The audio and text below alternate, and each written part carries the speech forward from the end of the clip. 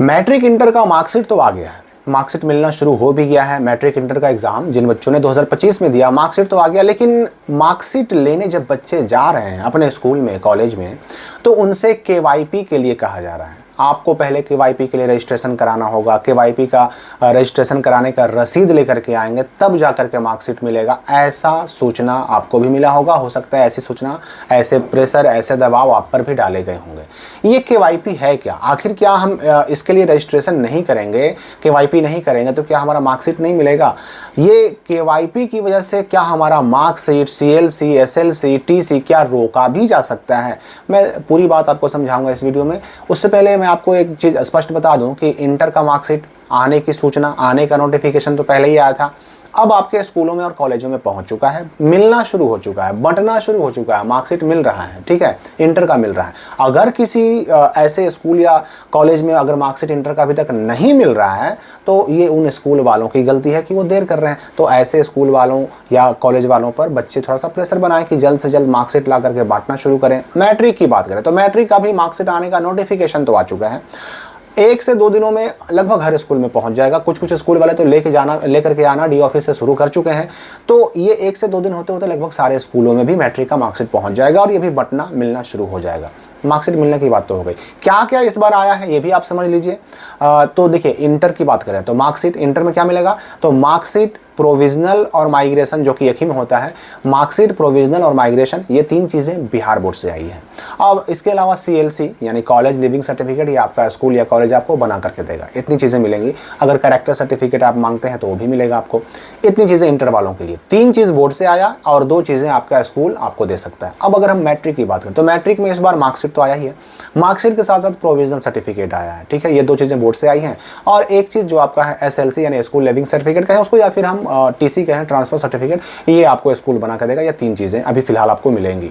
एक चीज़ और मिलता है जिसको हम लोग मूल प्रमाण पत्र कहते हैं, लेकिन वो इसके साथ नहीं मिलता, उसमें समय लगता है, वो आपको आगे मिलेगा, ठीक है। ये तो हो गई, इतनी चीज़ें मिल रही हैं। पैसे की बात करें, बार बार बच्चे सवाल करते हैं कि हमारे यहाँ कहीं पर 500, कहीं पर 600 ले लिया गया टीसी के नाम पर, एसएलसी के नाम पर, सीएलसी के नाम पर। पैसे की बात करें तो पैसे लेने का कोई नियम नहीं है, प्रावधान नहीं है। मैंने आपको पहले भी कई बार बताया है, पैसा लेने का कोई नियम नहीं होता। ये सारी चीज़ें बिल्कुल फ्री होती हैं, बच्चों की चीज़ है, बच्चों को उपलब्ध कराना है। तो इसके लिए अगर पैसे कहीं पर लिए जा रहे हैं तो ये बिल्कुल गलत किया जा रहा है, इसका विरोध कीजिए, ठीक है। यहाँ तक तो बात हम समझ गए। अब ये केवाईपी क्या है, केवाईपी, और ये मार्कशीट लेने के लिए हम जब जा रहे हैं तो फिर केवाईपी क्यों कहा जा रहा है? देखिए, केवाईपी का फुल फॉर्म होता है कुशल युवा प्रोग्राम। और बिहार के मुख्यमंत्री जी का जो 7 निश्चय का प्रोग्राम है, उसका ये एक समझिए कि अभिन्न अंग है। कुशल युवा प्रोग्राम एक महत्वाकांक्षी योजना है बिहार सरकार की, और इस योजना के तहत ना बच्चों को 3 महीने का कंप्यूटर कोर्स कराया जाता है। 3 महीने में उनका स्किल डेवलपमेंट कराया जाता है, और इस कोर्स को बिल्कुल निःशुल्क रखा गया। हालांकि जब इसका रजिस्ट्रेशन कीजिएगा ना, तो उस वक्त रजिस्ट्रेशन में 1000 रुपये लगते हैं। केवाईपी के लिए रजिस्ट्रेशन में 1000 रुपये लगते हैं, जो कि कोर्स पूरा होने के बाद रिफंड होने का रूल है, यानी आपको वापस मिल जाता है। तो केवाईपी की ये बात अगर हम करें, अब केवाईपी 10 के बाद भी होता है, 12 के बाद भी होता है। मतलब अगर कोई बच्चा 10 के बाद केवाईपी करना चाह रहा है, कुशल युवा प्रोग्राम कोर्स करना चाह रहा है, तो उसके लिए उसको 10 का मार्कशीट चाहिए। इसके अलावा आधार कार्ड वगैरह जो है ना, फोटो ये सब की जरूरत पड़ती है। अगर कोई 12 पर करना चाह रहा है तो 12 के और 10 के दोनों के मार्कशीट की जरूरत पड़ती है। अब यहाँ पर देखिए, केवाईपी है बहुत अच्छी चीज़। केवाईपी की अगर हम बात करें तो इसमें सरकार की मंशा बिल्कुल साफ है। वो बच्चों के स्किल डेवलपमेंट के बारे में सोचना चाहती है, बच्चों के स्किल डेवलपमेंट को और बेहतर बनाना चाहती है। स्किल को डेवलप करना मतलब बच्चे अपने आगे के जीवन में अपने आप को तैयार कर सकें, उनके अंदर कॉन्फिडेंस लेवल बढ़ सके, वो कंप्यूटर का बेसिक नॉलेज सीख सकें। एक दूसरे से बातचीत की बात करें, वार्तालाप की बात करें, तो कम्युनिकेशन स्किल डेवलपमेंट की भी इसमें जो है चर्चा की जाती है। बहुत अच्छी चीज़ है। लेकिन इसमें होता क्या है ना कि अक्सर केवाईपी कोर्स चलाने वाले संस्थान जो है ना, इसका सही से संचालन नहीं करते। हालांकि मैं सबकी बात नहीं कर रहा हूँ, बहुत सारे ऐसे भी केवाईपी कोर्सेज वाले हैं जो काफ़ी अच्छा कर रहे हैं, लेकिन कुछ लोग ऐसे भी हैं जो नहीं करते हैं। तो केवाईपी के बारे में देखिए, मैं अपने अगर जिले औरंगाबाद की बात करूँ, मैं औरंगाबाद से हूँ, तो मेरे औरंगाबाद जिले में डीएम साहब का एक लेटर आया है, और ये मार्च में ही आया है। डीएम साहब का लेटर जो आया है उसमें उन्होंने कह दिया कि केवाईपी कोर्स जो है, केवाईपी के लिए औरंगाबाद जिले के अंदर जितने भी स्कूल हैं, कॉलेज हैं, उन सारे हेडमास्टर को ये उन्होंने निर्देश दिया कि जो भी आपके यहाँ मैट्रिक और इंटर के बच्चे हैं जो पास करके अब मार्कशीट लेने आ रहे हैं, टीसी या एसएलसी या सीएलसी लेने आ रहे हैं, पहले उन बच्चों को कहिए कि वह केवाईपी के लिए रजिस्ट्रेशन करें, और मार्कशीट तथा उनका सीएलसी एसएलसी तभी दें उन्हें जब वो बच्चा आपको केवाईपी का जो ये पावती है, रसीद है, वो आपको दिखाए, जमा करे, फोटोकॉपी जमा करे तब। तो ये क्यों? ये इसलिए ताकि ज़्यादा से ज़्यादा बच्चे केवाईपी से लाभान्वित हो सके।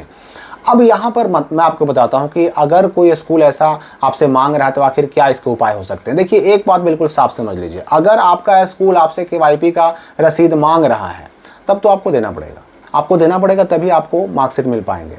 ठीक है, बिहार बोर्ड का निर्देश नहीं है। बिहार बोर्ड ने जो नोटिफिकेशन निकाला, इंटर का, मैट्रिक का जो नोटिफिकेशन निकाला, उस नोटिफिकेशन में कहीं नहीं है कि आपको केवाईपी करना पड़ेगा। तो ये अलग चीज़ है। बिहार बोर्ड तो केवल आपका एग्जाम कंडक्ट कराती है, लेकिन स्कूल को देना तो स्कूल को है।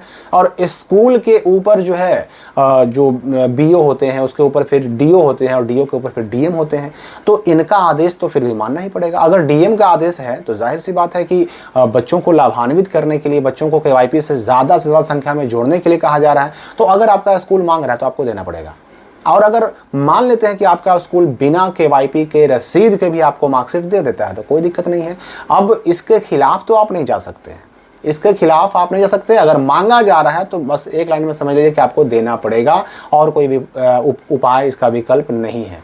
तो केवाईपी, अब रही बात कि ठीक है हमको केवाईपी का रसीद देना ही पड़ेगा, तो हम करें क्या, कैसे हम केवाईपी के लिए रजिस्ट्रेशन करें? तो देखिए, हर जिले में इसके लिए होता है डीआरसीसी ऑफिस, हर जिले में होता है। आप डीआरसीसी ऑफिस से भी निबंधन, रजिस्ट्रेशन केवाईपी के लिए करा सकते हैं। और अगर आपके आसपास कोई ऐसा केवाईपी कोर्स चलाने वाला जो अथॉराइज सेंटर है, कंप्यूटर सेंटर, जहां पर केवाईपी कोर्स चलाए जाते हैं, आप वहां भी जाकर के केवाईपी के लिए रजिस्ट्रेशन करा सकते हैं। तो यहाँ पर ये आपको समझ लेना है कि एक स्कूल जो होता है वो कई तरह के प्रशासकीय अधिकारियों के नियंत्रण में चलता है। ठीक है, बिहार बोर्ड का निर्देश नहीं है, लेकिन स्कूल प्रबंधन के ऊपर पहले तो बीओ होते हैं, यानी ब्लॉक एजुकेशन ऑफिसर, उनके ऊपर डीपीओ होते हैं, डिस्ट्रिक्ट प्रोग्राम ऑफिसर, फिर डीओ होते हैं, डिस्ट्रिक्ट एजुकेशन ऑफिसर, फिर डीएम होते हैं, यानी कि डिस्ट्रिक्ट मजिस्ट्रेट होते हैं। इन सबके आदेश का पालन स्कूल प्रशासन को, कॉलेज प्रशासन को करना पड़ता है। तो अगर स्कूल वालों को ये निर्देश मिलेगा तो भाई इस केवाईपी वाले जो इंस्ट्रक्शन है उनको फॉलो करने को बाध्य होंगे, इसलिए उनको तो भाई आपसे केवाईपी का रसीद मांगने के लिए मजबूरी हो जाएगी। तो ये बात आपको समझना पड़ेगा। ठीक है, अगर आपके यहाँ मांगा जा रहा है तो रजिस्ट्रेशन करवा लीजिए, रसीद के साथ आप जाइए अपने स्कूल में, आपको मिल जाएगा। मैंने लगभग सारी बातें क्लियर कर दी हैं, और भी अगर कोई डाउट आपके मन में हो तो कमेंट करके पूछ सकते हैं। हम मिलेंगे अगली वीडियो में नए अपडेट के साथ।